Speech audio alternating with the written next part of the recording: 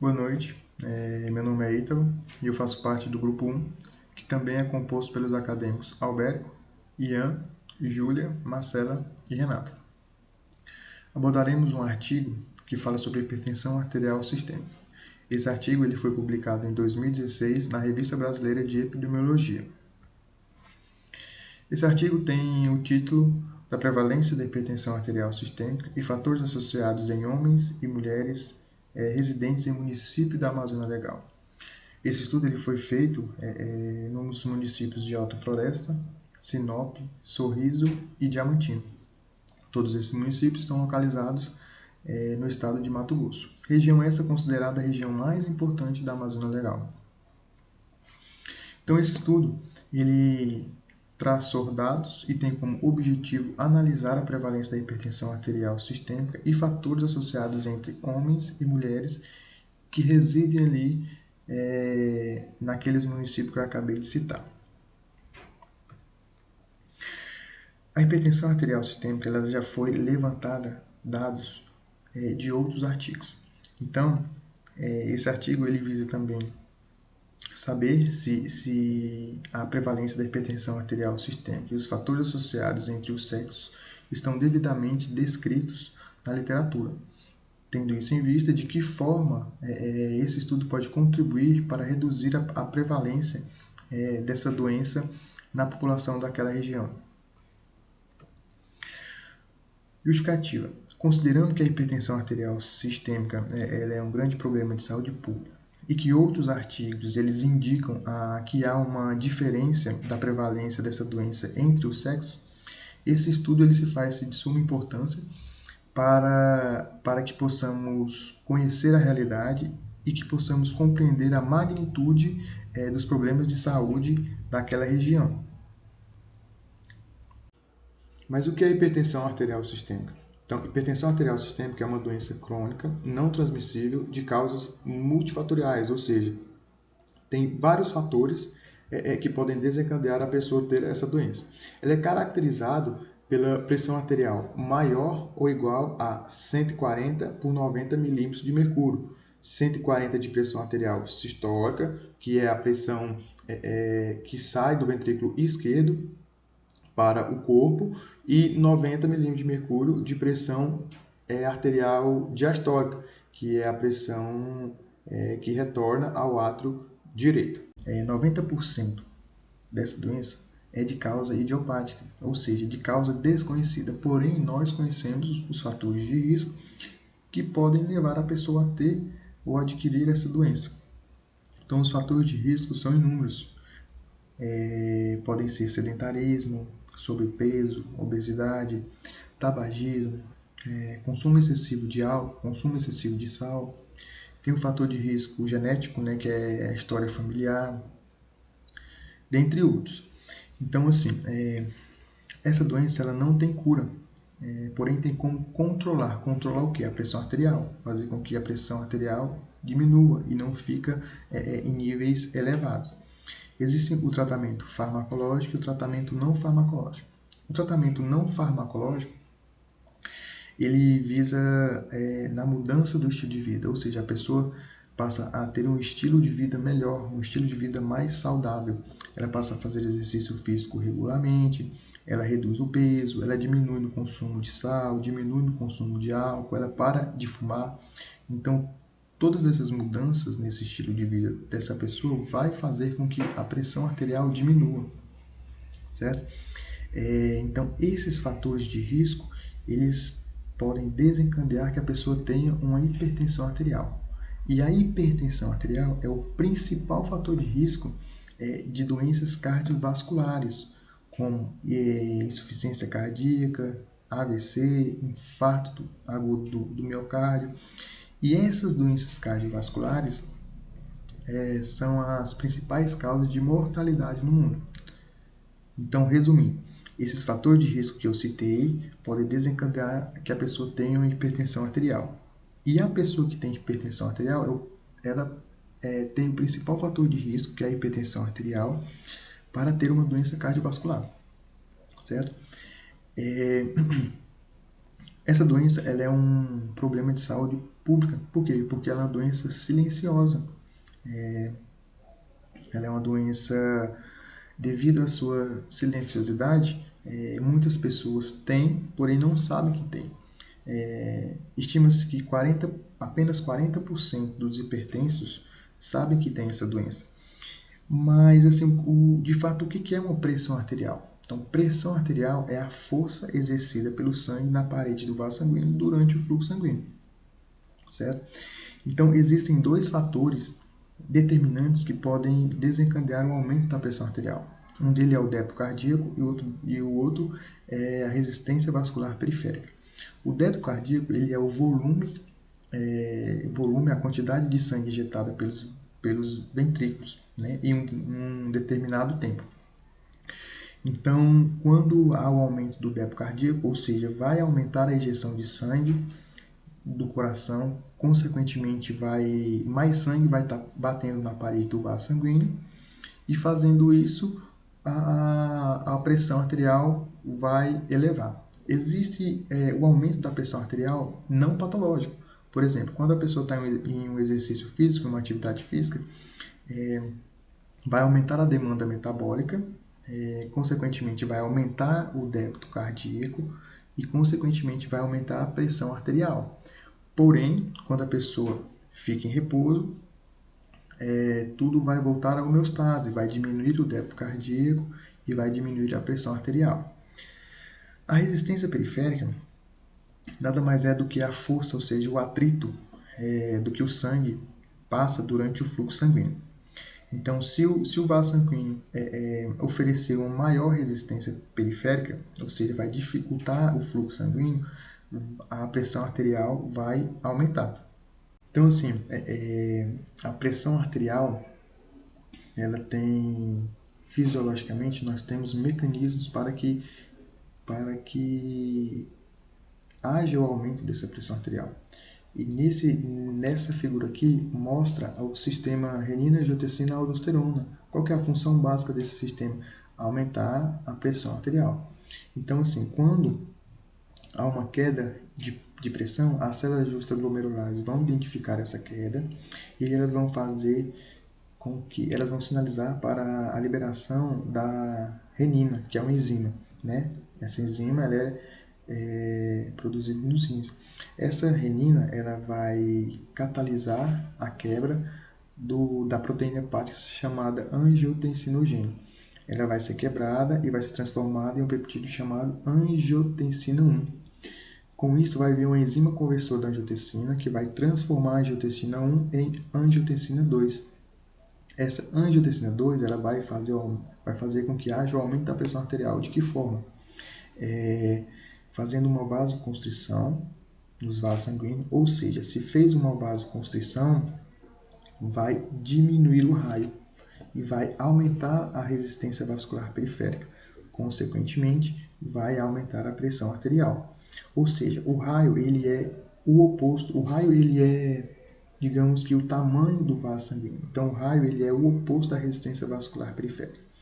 Ou seja, se o raio está menor, ou seja, o vaso ele está menor, a resistência vascular periférica é maior. Então, vai haver um aumento da pressão arterial.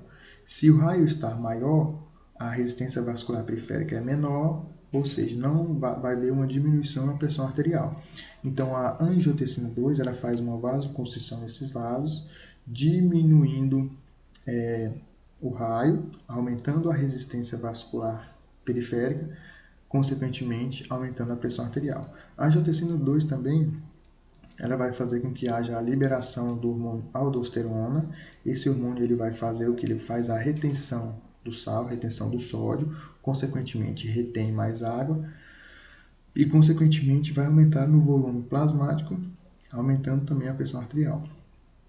Então, como eu já havia dito antes, existem dois tipos de tratamento: o tratamento não farmacológico para reduzir a pressão arterial e o tratamento farmacológico. Existem várias classes de medicações para que reduza a pressão arterial. Uma classe são os inibidores desse sistema, inibidores da enzima conversora de angiotensina.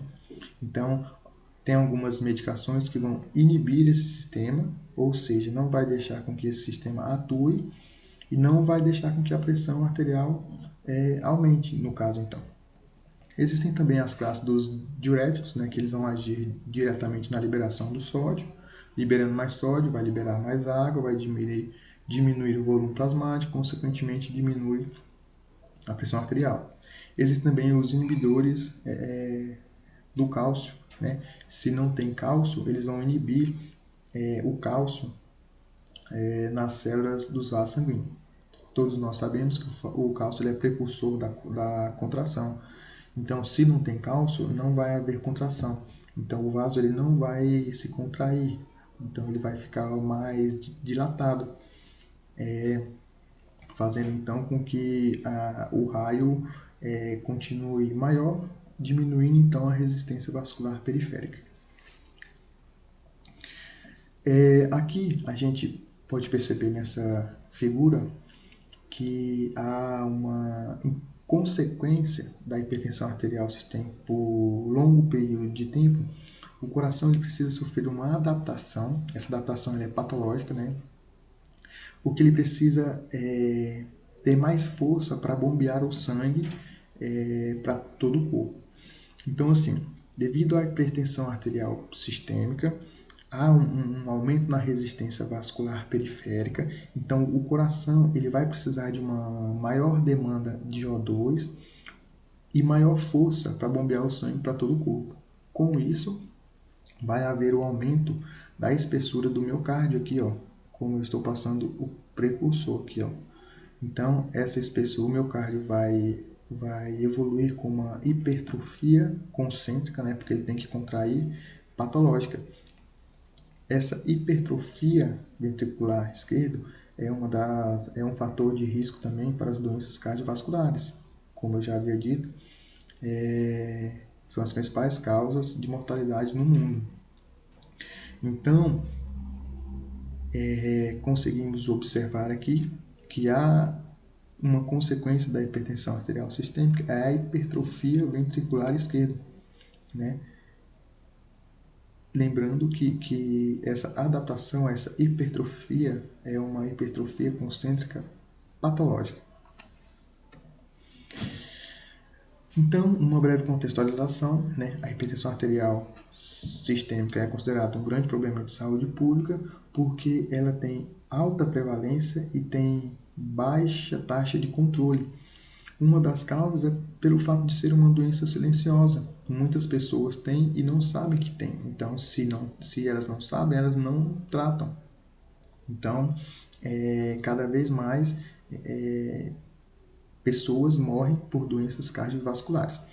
No Brasil, estima-se que 25% da população adulta apresenta essa doença, né? E estima-se que em 2025, cerca de 40% da população adulta vem apresentar essa doença. Então, assim, essa doença está evoluindo cada vez mais e precisamos tomar medidas para que conseguimos reduzir essas taxas de prevalência. Como eu já havia dito, a hipertensão arterial sistêmica é o principal fator de risco para desencadear uma doença cardiovascular. E essa doença cardiovascular é o principal causa de mortalidade no mundo. Boa noite, eu sou o Ian e eu vou falar sobre a metodologia que foi utilizada no estudo. O estudo ele é de base populacional, que possui corte transversal, e foi utilizado na amostragem probabilística de conglomerados divididos em dois estágios. Foi utilizado dados de indivíduos que moravam na área urbana dos municípios de Alta Floresta, Sinop, Sorriso e Diamantino. Esses dados foram coletados no ano de 2017. A amostragem aleatória simples dos conglomerados mostrou que foi estimado para os 4 municípios cerca de 3.075 moradores. Os dados foram coletados por meio do questionário estruturado e uma entrevista domiciliar, após a assinatura do termo de consentimento livre e esclarecido. Os dados utilizados foram o índice de massa corporal e a pressão arterial desses indivíduos. Para medir o peso, foi utilizada uma balança digital eletrônica e a altura foi medida pelo estadiômetro portátil. Já a pressão arterial, ela foi medida 3 vezes, com um intervalo de 3 minutos, e foi utilizada a média das duas últimas medidas para definir a pressão arterial de cada indivíduo. Foi considerado hipertensos aqueles que possuíam uma pressão arterial sistólica maior ou igual a 140 milímetros de mercúrio e ou também foi considerado hipertensos as pessoas que possuíam a pressão arterial diastólica maior ou igual a 90 milímetros de mercúrio. Sobre as variáveis que foram utilizadas no estudo, foi definido sexo, idade, raça, cor, situação conjugal, a naturalidade, a escolaridade e a renda familiar per capita desses indivíduos. Ainda sobre o estilo de vida, foi analisado também as pessoas que praticavam atividades físicas e aquelas que consumiam bebida alcoólica. As variáveis que foram excluídas foram gestantes, mães de crianças e pessoas que apresentaram limitações físicas ou mentais. Bom, então agora eu vou falar sobre os resultados e discussão do artigo desse estudo. O estudo foi realizado com cerca de 1.300 indivíduos, da maioria do sexo masculino. Um outro estudo de 2014 revelou que entre as doenças crônicas que atingem a população brasileira, a hipertensão teve uma alta prevalência e mostrou que atinge cerca de 21% das pessoas maiores de 18 anos. Esse estudo deste artigo ele mostrou que a hipertensão ela é tipo meio que seletiva, ela atinge uma grande quantidade de determinadas pessoas que possuem certas características. Tipo, ela atinge pessoas mais velhas, pessoas que fazem uso do tabagismo, pessoas que não têm uma rotina saudável, que não praticam exercícios físicos, e entre outras coisas. Mas no estudo, a prevalência de hipertensão arterial sistêmica nos homens teve relacionada às variáveis idade, situação conjugal e naturalidade. Já nas mulheres, teve relação com a hipertensão as variáveis de idade, situação conjugal, naturalidade e escolaridade. Quando vamos falar de idade relacionada à hipertensão, a gente nota que neste estudo a faixa etária que mais foi atingida foram as pessoas de 50 a 59 anos. Isso porque, com o passar do tempo, a partir dos 20 a 30 anos do indivíduo, ele começa a ter um aumento da resistência periférica.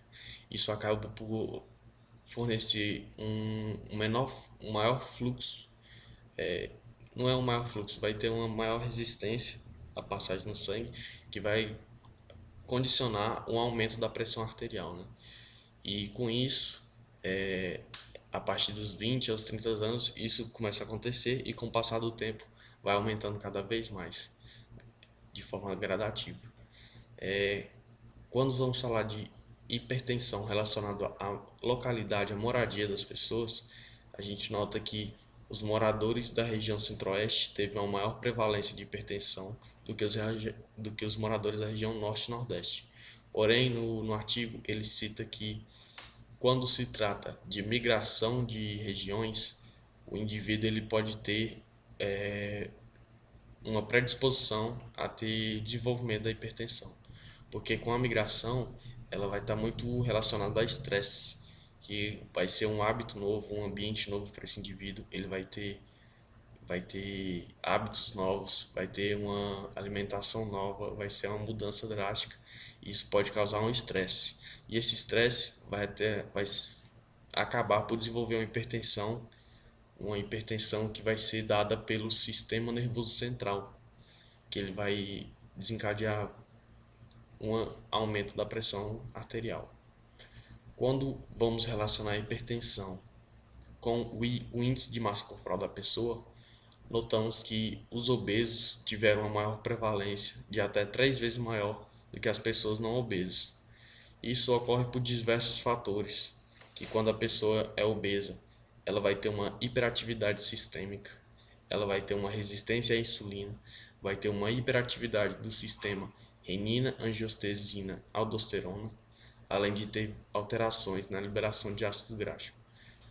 Relacionada ainda à obesidade, vai ter uma hiperinsulinemia, que vai ser, no caso, a reabsorção tubular do sódio e da água, que vai causar uma vasoconstrição e, consequentemente, um aumento da pressão arterial. E por isso que as pessoas obesas tiveram uma maior prevalência por causa desses fatores. Chegando ao consumo de bebidas alcoólicas, notamos alterações apenas nas mulheres, que percebeu-se que no artigo as mulheres que tinham consumo controlado com a quantidade de 5 a 10 gramas por dia de álcool, elas tiveram uma diminuição na ocorrência de hipertensão arterial. E isso mostra que não, o excesso que é o prejudicial, né, para a saúde da pessoa. Quando a gente sabe controlar o que a gente consome, a gente pode até estar se beneficiando. E até a observação, como diz, o risco que o consumo de álcool traz para a hipertensão arterial, ela é determinada pela quantidade e frequência que este é ingerido. Por isso que a gente tem que saber controlar o que a gente consome, o que a gente faz no nosso dia a dia. Aqui temos a tabela que mostra a razão de prevalência bruta depois de ser ajustada com índice de confiança, e mostra que nos homens, aqui é na tabela dos homens, mostra que a variável da idade, a maior prevalência foi na faixa etária de 50 a 59 anos. Quanto à classificação de peso, os obesos tiveram uma maior prevalência. Já quanto à naturalidade, as pessoas que moram no sul e no sudeste tiveram uma alta prevalência, e do centro-oeste também. E quanto à escolaridade, não foi adicionada as variáveis relacionadas, mas as pessoas que tiveram de 0 a 4 anos de estudo foi uma prevalência maior. Quanto à tabela de mulheres, podemos notar também que as mulheres de 50 a 59 anos tiveram uma alta prevalência, tá vendo? Ela é muito mais alta do que as outras. Na obesidade também foi maior das mulheres, quase o dobro. E as mulheres, aqui que é o interessante, as mulheres que bebiam 2 ou mais tipos de cerveja, de bebidas alcoólicas, tiveram uma baixa prevalência, e as mulheres que bebiam só vinho tiveram muito mais baixa prevalência. Tá vendo? Isso é o consumo controlado, que predispôs a mulher a ter uma menor chance de ocorrência de hipertensão. Isso foi a apresentação. Muito obrigado, e essas são as referências.